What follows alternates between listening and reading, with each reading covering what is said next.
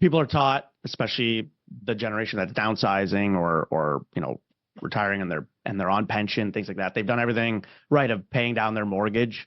They got all this equity, and they assume that it's not going to be an issue for financing because they've got, like you said, X amount in equity. But it actually, to banks, they don't care. They actually don't give a shit how much equity you have. You can have 5 rental properties paid off. You can have your primary residence. They don't care. All they care about, they look at the rent, they look at those properties as liabilities because there's property taxes to pay on them, there's expenses to pay on them. And if they give you financing and all you have is CPP and OAS, how are you making that mortgage payment? That's all they care about. They just care about how you're going to make that payment on an ongoing basis. Welcome to the Ottawa Real Estate Podcast. Join your hosts, Paul Stevenson, David Warren, and Greg Campbell, as they explore the world of real estate and mortgages. From the heart of Canada's capital to markets nationwide, and even a little beyond. Get ready for expert insights and hot topics. Let's get started. Hello, welcome back to the Ottawa Real Estate Podcast. My name is Paul Stevenson. I'm a mortgage agent, level 2, and I'm joined, as always, by my esteemed colleague, David Warren, mortgage agent level 2, owner at Referral Mortgages, financier extraordinaire, the man of mustaches. No Greg Campbell today, unfortunately. No Greg Campbell. Wow. But you know what, Dave? We're here. We're the dynamic duo, Let's get it. Yeah, Let's we're both get Batman. No Robin here, right? No Robin needed. Batman. How was the weekend? How's the week going? What's new? What's cracking? Well, I basically spent the weekend with you, so yeah. I mean, yeah, true. True, I don't remember it, so it was a good time. Yeah, no, our friend Corey, shout out to Dice. He is on his way to Argentina. He's been actually globetrotting for the last 3 years, actually right before the pandemic. Sold his place, been traveling the world, has been kind of through South America and Mexico and a few other places, but loving it. Kind of living that nomad lifestyle. And yeah, we kind of had a seeing him off get together on Saturday, which was nice. Basically a high school reunion. Hey, we had a few people come through that I hadn't seen in, 15, 20 years. So it was really nice to see everyone. And we went to the Med Supper Club in Ottawa, which was a nice spot, nice atmosphere. Didn't feel like Ottawa, that's for sure. And yeah, it was a good time. Very good time. Outside of that, Dave, I want to just clarify last week. I misspoke. Okay. I was giving a shout out to another podcast and I called them by the wrong name. So I have to apologize. I think I said there was She Sells Homes and the podcast is actually She Sells Ottawa. She Sells Ottawa. Yes. So for anyone who was looking for She Sells Homes, so you probably found the wrong conversation and I apologize. Lots to get into. Go give them a listen though. Go give them a listen. Give them a listen. Yeah, they're good. It's 4 ladies here in Ottawa, and it's it's all very topical. So if you love Ottawa real estate, good thing to check out. You can never consume too much content, Well, you probably can if you're on Twitter. Yeah, you can. Certainly can. Yeah, 100% can. But yeah, we digress. We digress exactly. Big week though. I feel like people are, I would say, coming back to the table. I've been having a lot of conversation. I know last week I was talking about people asking about variable rates. A lot of people getting pre-approved right now. A lot of people shopping. I've talked to lots of realtors that are seeing properties priced. I wish Greg was here to comment on this. Seeing properties priced below market value to kind of stimulate that interest. Had one property that was just outside Ottawa, kind of like Munster Hamlet area. Beautiful property, like 27 acres, old farmhouse, little barn outside. And they had it listed at $399. And the realtor I was talking to said, like, yeah, this is, a $650,000 property easily, and my client who went to see it said that there was, hundreds of people at the showing, maybe not hundreds, but lots of people at the open house and so on. And I told her, I said, honestly, don't read into that too much. I said, probably 90% of those people are first-time buyers or people kind of with a $450 max price point. They saw the $399, they think they hit the lottery and they're getting out, and they're just trying to get moving. That's a fake price. It's a fake price. Yeah, it's a fake price. That's a 2019 price. Okay. So yeah, but it's interesting because I have seen that a few times as well, where another family member of mine is looking at a place right now. And I looked at it, I said, well, this is a really nice home for that price. And then in talking to the realtor again, they're like, oh yeah, this is definitely going to go in multiple offers and so on. So I don't know if this is some new strategy. I've only heard this over the last 7 days since the last show. So I don't know if this is some new strategy that people are re-implementing, or if the market is just so hard to price that realtors are trying to put it at a price that they think is, fair or lower in the kind of range of the market value to get that interest and that kind of stimulation on the property. What are you seeing, and what do you think?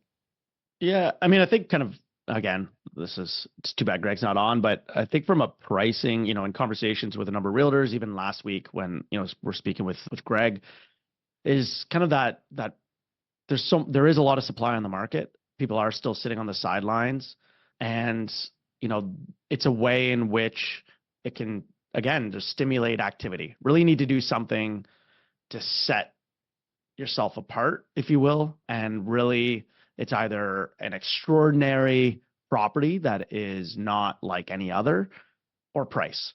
And if you're, depending on what you're competing with, really it's likely price is where you're going to have to fall if you're wanting to unload that property or get a substantial amount of interest in order to hopefully get other offers or drive that price up. So I think it's really tough out there you're right, from a pricing standpoint, but from getting people to jump on the property from a timing perspective too. I think that's, you never really know where the person selling as well as where they stand, whether it's, that it's kind of come to a head that their payments are too high for them and it's a rental and they're needing to unload it, that they just can't, it's been 2 years and yes, rates are coming down, but they just still can't, their savings are dried up, or they've already bought a place, they still haven't sold or whatever it may be, or they kind of waited too long almost to list. I find there's a myriad of reasons on why, people are having to get into that. And I know that that's becoming, that's been an issue that's kind of keeps creeping up as far as people not selling in time and having, and I know on my side from a financing standpoint with clients over the last few months is we've had to rejig their approval because they haven't been able to sell their house in time. Yeah. And so having to, hold that, switch it. They're having to hold it as a rental instead. They've taken it off the market. They're having to hold it, switch it to a rental. We're having to refinance it, pull out that equity instead, or we're having to go the alternative financing or private financing route of what's called a blanket mortgage, providing 100% financing on the new property and tagging the existing property in second position while it's being listed to give that flexibility. So I know it's been kind of an ongoing issue. And I know for a lot of mortgage brokers and realtors out there, it's become, kind of challenging for figuring out that timing of the market, and some stuff that should be selling quickly has been sitting for, months and months on end.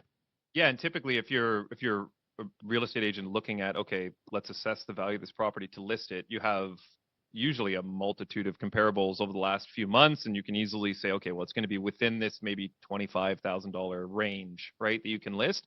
But now you have a home that you think is fairly priced, it's been sitting for 90 days, and you're selling a property that's comparable, and you're like, okay, well, what do I do now, right? Like, do I price it the same way? Do I price it way under and bring it, like, yeah, I'm happy I'm not on that side of the table right now. Like but one thing I haven't seen is, and we have seen this in the past, I haven't seen appraisals coming in light. Like when people are buying homes, they seem to be appraising at what they're paying for them. So I think that's a good indication of the market being, kind of stabilized. In Ottawa. I'm going to correct that. In Ottawa, in our local market. Toronto, they're definitely still coming in light. I did have a circumstance this week though, talking about you were talking about the alternative kind of like bridge financing and so on. I had a client who was buying a new place October 10th, and their current home was selling October 31st, and they have a bunch of horses. So they needed to they had to buy before they sold so they could get everything moved over and get them situated and so on. So they ran into an issue where they had no mortgage on their current property. They were downsizing, luckily. So their current property had lots of equity in it, no mortgage on it at all. And they basically needed the money to get into this new home. And they went into their bank, and their bank said, well, they're on pension. And they basically said, yeah, we can't do anything for you. Like they basically said, like, yeah, it doesn't matter how much equity you have. We're not lending you a dime, basically. So they came to me in a panic because they said, well, what can we do? Like, what are our options even? So we were able to get a temporary bridge, as you mentioned, like using both, kind of tagging both properties. So, they look at the overall value of both properties and say, okay, we have, I'll just use a round number. Let's say 2 million in equity between these two properties. They only need, 600,000 to close. So, they're only at 30% loan to value, 30% of the overall equity of both properties. So for a lender, that's very, very low risk. So we were able to get that done, and the clients were, thrilled in the sense that they, the cost to them was not even an issue. The rate wasn't an issue. It's just like they needed a solution. Like they had to do something, and the bank was unwilling to help them. So these are the circumstances where for me, it was actually tough. And I know I talked to you about this kind of off air, but it's tough in those positions because for me, it's like you feel bad that they're in that position, but at the same time, you are finding them a solution. So you kind of have mixed emotions about it. It's tough. Yeah, there's a, people are taught, especially the generation that's downsizing or retiring and they're on pension, things like that. They've done everything right of paying down their mortgage. They got all this equity, and they assume that it's not going to be an issue for financing because they've got, like I said, X amount in equity. But it actually, to banks, they don't care. They actually don't give a shit how much equity you have. You can have 5 rental properties paid off. You can have your primary residence. They don't care. All they care about, they look at the rent, they look at those properties as liabilities because there's property taxes to pay on them, there's expenses to pay on them.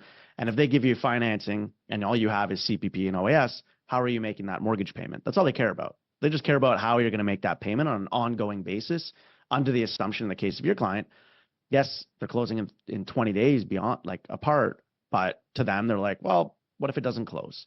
How are you going to make this payment of, $600,000 or whatever, maybe on an ongoing basis? And they don't care. They look at it here and now. So that's where mortgage agents and brokers are having to go to alternative financing, where they look at it with common sense lending of saying, well, we don't even need you to make that payment. We'll just, instead of 600, we'll make that mortgage 610,000, and like, we'll just pull the payments from that, and any excess you'll just get back at the end. And so the client's not even having to do anything. So I think that's something that's important for people that are listening, whether it be realtors or the public, that maybe you're a listener or your parent is having this issue when they're going to list. Even when your bank says no 100%, like, seek out alternative sources, because it's pretty commonplace that they're rejecting people in cases like that.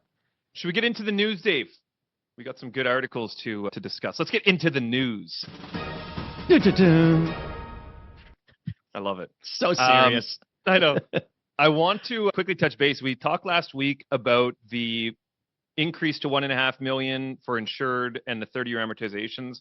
There was some confusion. I actually got asked after the show about whether or not it was, because there's a difference between insured and insurable, which I think we've talked about on the show. But insured is someone putting less than that 20% down. Insurable is someone who still meets those guidelines as far as, their overall income and debts and so on. So the lender, the bank themselves, will kind of back end insure the mortgage with CMHC or Sagen, and the client typically will get, maybe not preferred rates, but they a better rate.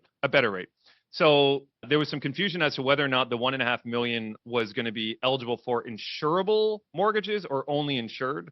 And it is only currently for insured mortgages. And that's why I was saying last week that I think this is kind of just like a tester.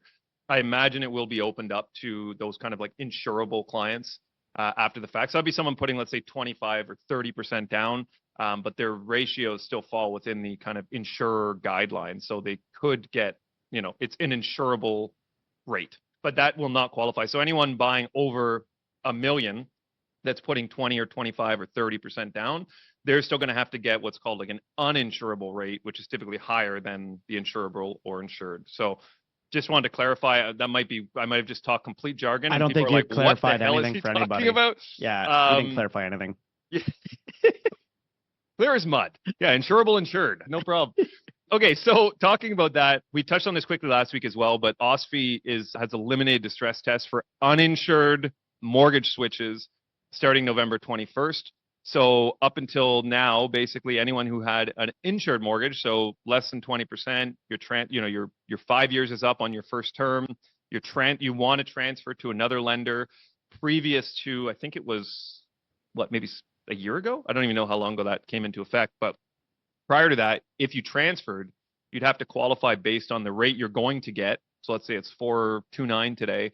You'd have to qualify at 6.29 to actually transfer to another lender, which was tough for competition because, lenders were essentially, especially when rates were high, people couldn't qualify to transfer. So the lender that had the mortgage currently was almost guaranteed to keep it. And that really was squashing competition because, the consumer didn't have any choice. A lot of people had to stay where they were. So they created this new rule where anyone who had an insured mortgage, so they had originally purchased their home with less than 20%, when they came up for renewal, they could transfer to a new lender without that stress test being applied. So without that 2% extra on top of the rate, which was great for people doing those transfers. But for anyone who put more than 20% down, when they came up for renewal, they still had to qualify under the stress test, which to me made no sense. But now, as of November 21st, no longer. You're going to get to qualify at the same rate. So you're going to have the same competitive edge that any other home buyer would have or homeowner.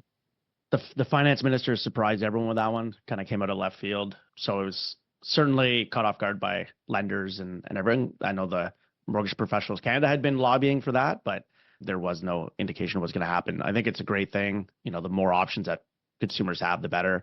I think it's ludicrous that it's even taken a year, such a long time for that to happen for uninsured conventional mortgages. So, this is where you've saved up, you've put more than 20% down, you've paid your mortgage for 5 years on time, no missed payments, anything like that.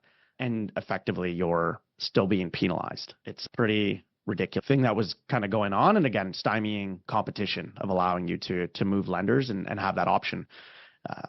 So yeah, I think it's a great thing. The fact it's not coming until November 21st. I don't know why they're waiting on that, but certainly, there are hundreds of billions in mortgages coming up for renewal over the next 18 months. And so I think this is extremely important for people to know about, that you do have options and, to look at other, speak to a mortgage professional that has access to all the different banks. One thing that Paul talked about just now a minute ago is that those insurable rates, are better rates than you might get. So people that are having a conventional mortgage, is how most people know it as, which is also an uninsured mortgage, is also a conventional mortgage. You could be up for a renewal. You're going to be offered by your bank, big green, big blue, whatever it may be, but they'll be offering on renewal a conventional rate because that's how they have you in their system. Speaking to a mortgage professional, we can look at all the banks out there. And let's say you've paid down your mortgage and the value's gone up. You might be under 65% loan to value or mortgage to the value. You can qualify for an insurable rate, which is going to be as if you at the absolute best rate on the market, and you could transfer into that and take advantage of that. And you're going to save yourself tens of thousands of dollars in a lot of cases versus what your existing bank is offering you. So it's certainly something that's important to look at. And for this rule change coming November 1st, is going to give you even more options in that case. Yeah, and especially now on our side, I know we've talked about this before about float downs on rates. When we're in a lowering rate environment like we're in right now, I have every expectation that in, January, February, we're probably going to see rates equal to or lower than they are now on the fixed side of things. So we can lock in a rate 120 days in advance. So we're October 1st recording this. So we can, if you're renewing February 1st, we can, is that right? Yeah, November, December, January, February. If you're renewing February 1st, we can basically lock in a rate now. And if the rate goes down in January, we can still have the lender basically drop it down to that lowest rate. Whereas if you lock in a rate today at your bank, unless they've changed over the last day, you're going to be stuck with that rate. Even if rate drops a quarter point, a half point, they're going to only honor the rate that they've basically already agreed to you to renew at. So that's another kind of, I wouldn't even say small advantage. It's a huge advantage when we're in a lowering rate environment like we're in now. Yeah, I think something to clarify as well, the big banks do not have insurable rates. So this is something, if you've ever only banked with your big banks, they do not offer these different rate thresholds and variances. So that's where you might not have heard of this before. It is something that is a little bit of, it's jargon in the industry, and it's jargon that a lot of bankers and mobile mortgage specialists with these big banks aren't even aware of, that these exist. And so really kind of just more so pressing the fact of speaking to other, mortgage professional. So next thing I wanted to touch on, we briefly I did a very poor job of summarizing the Canadian Real Estate Investor Podcast summary of the temporary resident growth decrease. So an article here from Better Dwelling, it's talking about Canadian temporary resident growth falls 48% and long overdue, says BMO. So I'll read the first couple paragraphs here just so you kind of get a grasp. So it says, Canada's policymakers went from explaining that millions of temporary residents are needed to cheering on the reversal of their policies over a few short months. Stats Canada data shows the flow of non-permanent temporary residents slowed in Q2 2024. After doubling in a couple of years, the temporary population remains robust, but marks a stark shift in policy. Consequently, one of the country's largest banks is telling investors to pay close attention, as it can mean big changes for the economy. And then the next headline says, Canada saw a 47% drop in net flow of non-permanent residents. Canada's non-permanent resident population growth is very abruptly slowing. The net flow fell to 118,000 people in Q2 2024, about 23.7% smaller than the previous quarter. It represents a whopping 46.8% drop from last year and the smallest quarterly advance in 6 quarters. Despite being a cut in half, you're probably thinking 118,000 people is still a lot for a quarter. You aren't alone. I love reading articles like this. But there is a chart here. I don't know. Oh, there you go. Steven's got it right up there. So you can see this is, pretty flatlined leading up until basically 2019-ish. Then obviously a drop during COVID, and then just a massive spike until basically mid 2023. And now it's come quite, as I said, a stark contrast here. So it'd be interesting to see where this goes. I think this is, I think you mentioned this last week, Dave, that there's been some policy changes within the government as well, which is obviously having a massive impact on this. But this is pretty interesting, and I'm interested to see how this is going to impact the real estate market as well, especially even on the rental side of things, right? Yeah, I think it's going to play a big part in the rate decisions coming up the end of October and in December by the Bank of Canada. The economy has been stimulated and propped up by immigration, people coming in with new money and spending. It hasn't been, there hasn't been any per capita GDP growth, even though we have been adding so many people. With this steep fall off of temporary residents and permanent residents and immigration, I think this is going to drop our GDP numbers even more. And I think that's, kind of why as well, Tiff Macklem this past weekend was quoted in Reuters talking about, that there's more rate cuts to come and likely faster than anticipated. And I know the market is kind of expecting, a lot of the big banks are now expecting a 50 basis point drop the end of October. Obviously things can change as some numbers start to come out for growth from StatsCan and the US Feds over the next few weeks. But I think that's, I think part of that kind of comment has to do with the immigration policy changes as well, like you're talking about. Yes. Last article in the news. We've spent some time in the news here. Sobeys is proposing an ambitious 7-tower development for Orleans and Ottawa. So Greg put a nice little summary together for us here. So it says Sobeys is proposing a major 7-tower development in Orleans, Ottawa, aiming to bring 1,076 new residential units and 735 square meters of retail space to the area. The towers will range from 7 to 18 stories, with 2 of them featuring commercial spaces. The development is planned for 1887 St. Joseph Boulevard, close to the future Jeanne d'Arc LRT station. Sobeys has submitted a zoning bylaw amendment to rezone the site for high-rise apartments, replacing a current pharmaceutical building. The project aligns with Ottawa's push for greater housing density and affordability, a goal supported by City Councillor Laura Dudas. The development will feature a mix of studio, 1, 2, and 3-bedroom units, along with 495 underground parking spaces and 760 bicycle spots. Designed by Photon Planning and Design and Figure Architects Collective, the project will create a vibrant, walkable community close to transit and local amenities. Although still in the review stage, the project has already received positive feedback from community members who appreciate its potential to add density while respecting the surrounding neighborhood. Yeah, I think it's for those, we'll post the link to the article, but I think, when you go through the photos of the development, it's a lot of green space as well, and which I think is key. And obviously having those commercial spaces below kind of help to create that more walkability and kind of shopping close to home. I think it's really interesting that it's that it's Sobeys that is kind of leading the way and diversifying in that way. But regardless, I think it's something that Orleans has been needing, and it's been talked about. I know we've had City Councillor Matt Luloff on in the past talking about that and the desire for St. Joseph to have, greater density and build, buildings like this. So it's great to see a developer come, in this case, a grocer, but a developer come forward and propose this.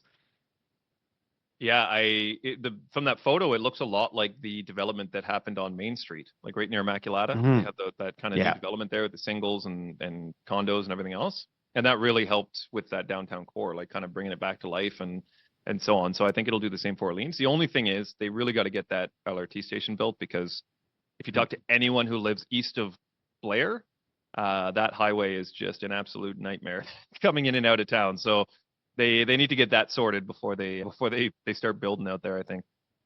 We're on track 2018. 2018. We're on track. Ottawa's on track.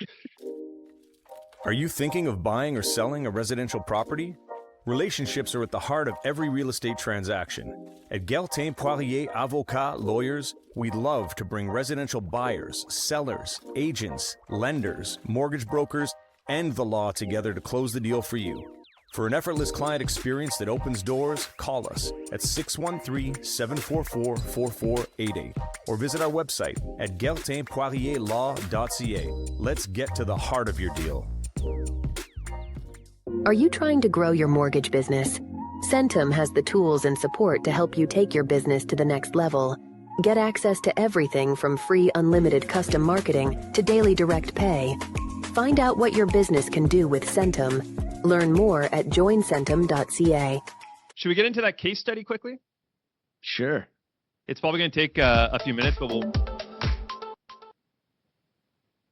Okay. Well, the unexpected. Sorry. I did tell Stephen I'd give him a heads up. That was no heads up. So here's a case study. Kind of touches on what we were discussing earlier about the bridging as well. So I'll read the case study, and then I'll go through the financial situation, and then maybe Dave, I don't know if you have that open there, but maybe you can get into the number from number 3 on the bridge financing complications. So the case study is a Thompson family. So they're navigating 2 homes in the Canadian real estate market. So here's a little background. Thompson family, consisting of Michael, Sarah, and their 2 children, have lived in their current home in Toronto, Ontario for 8 years. With the family's growing needs, they decided to upgrade to a larger home in Oakville.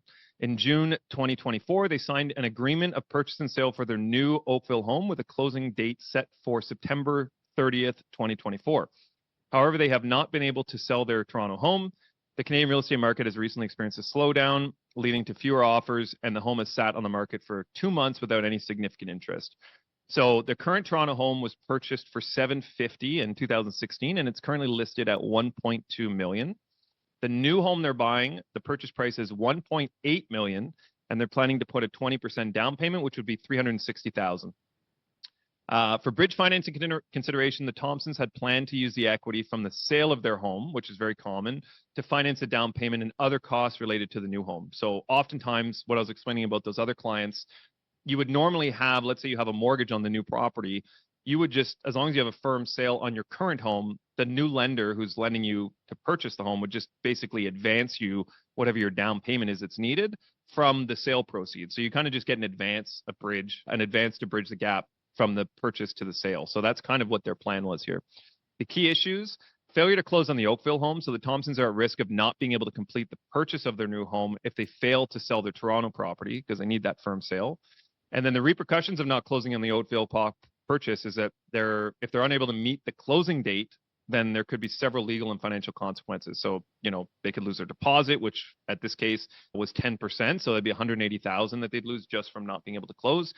And then if they default on the agreement, they'll forfeit the deposit, and they could be significant financial blow and could impair their ability to pursue other home purchases in the future. Dave, you actually told me this. We had a file probably about 4 or 5 years ago where this sort of thing was happening, where the client was unable to basically close on the purchase.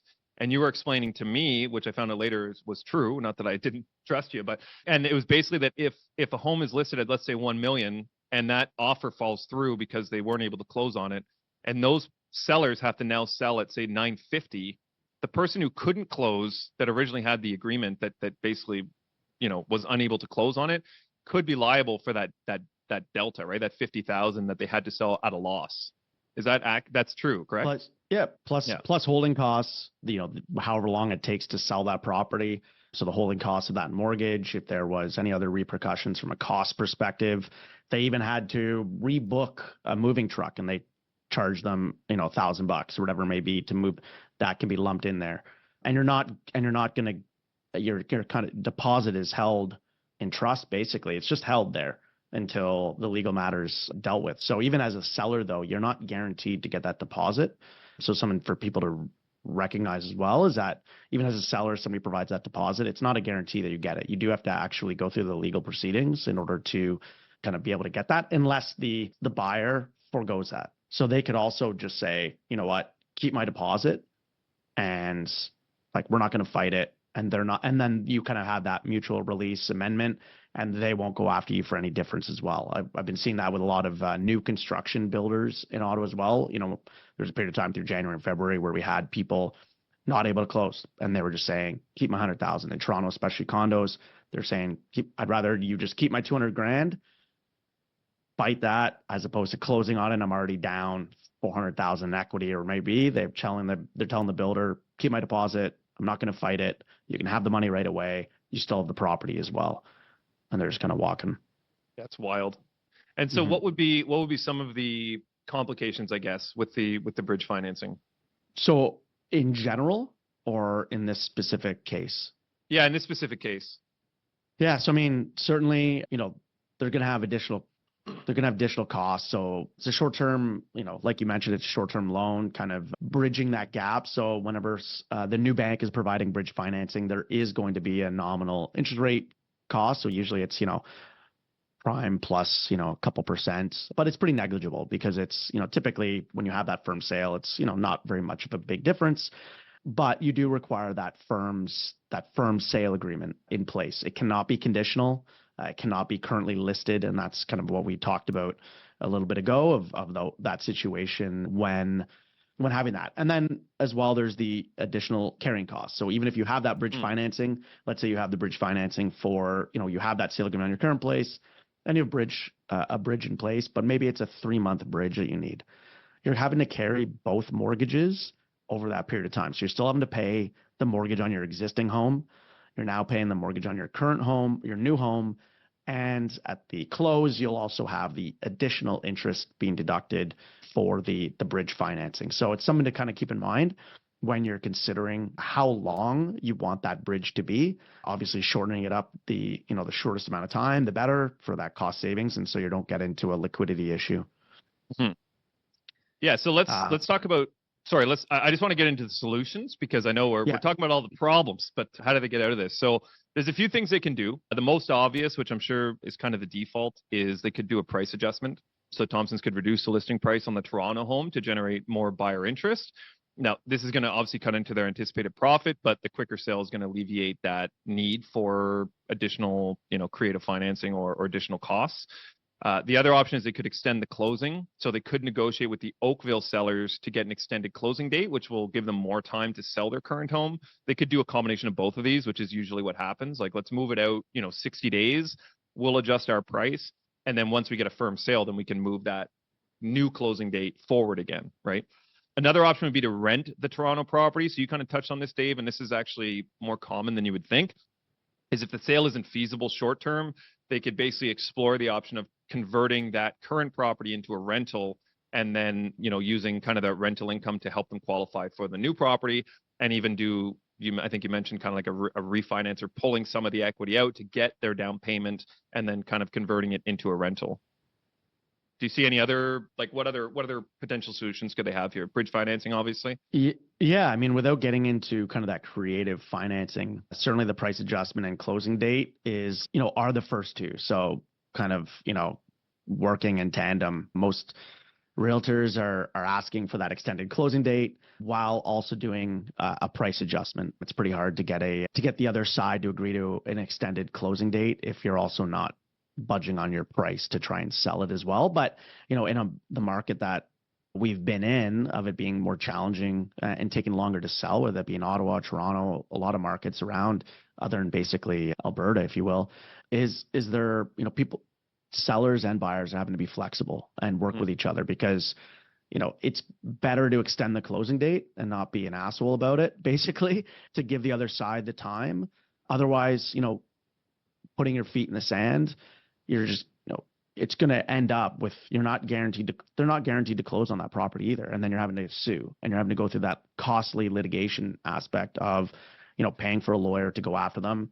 We have a mutual friend of ours who it took him a year and a half to get that deposit back from somebody who just didn't close. And this is, I want to say 2016, 2017 when that happened. And so, that's it's something that people need to consider when talking to their client, or if you're a seller, what you need to consider as well is that just because you have a deposit down from a buyer doesn't mean you immediately get it if they don't close. So you want to work with the other side and make it as manageable a process as possible before, kind of getting into it. And obviously sometimes there's, 4 or 5 properties that are relying on that one sale as well. It's kind of becomes a snowball effect, and it's not as easy as said than done, but it is something to kind of consider before we get into the kind of flexible bridge financing, like we talked out at the outset, with private financing, things like that, where they're more flexible with what's going on.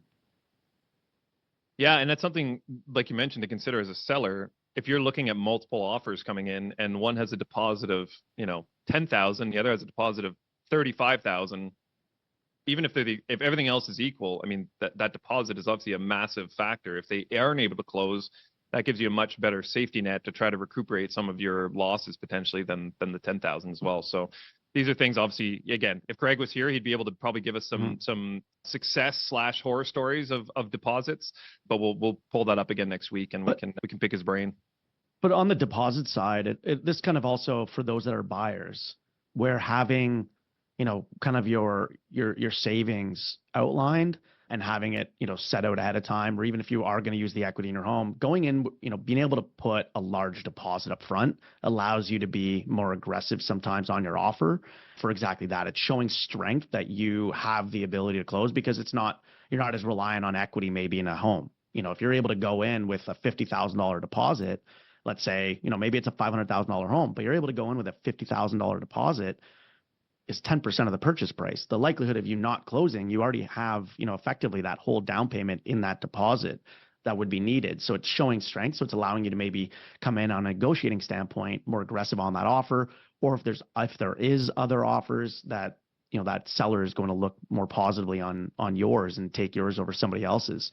So it's something to also consider from that side. Should we slide into the mood boost, David?